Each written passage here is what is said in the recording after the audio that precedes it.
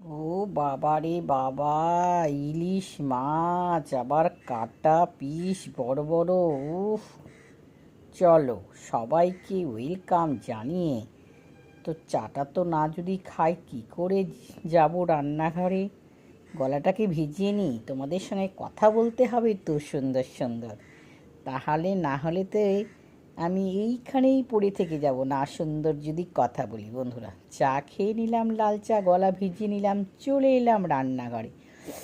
সবাই কেমন আছো প্রথমেই বলো, আশা করি সকলেই খুব ভালো আছো। আর আজকে ইলিশ মাছ রান্নাটা দেখাবো আমার পদ্ধতিতে, তোমরা দেখলে অবাক হয়ে যাবে।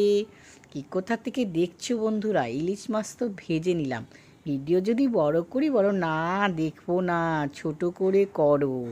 তো চলো ছোট করেই করছি। সর্ষে পোস্ত, লাল সর্ষে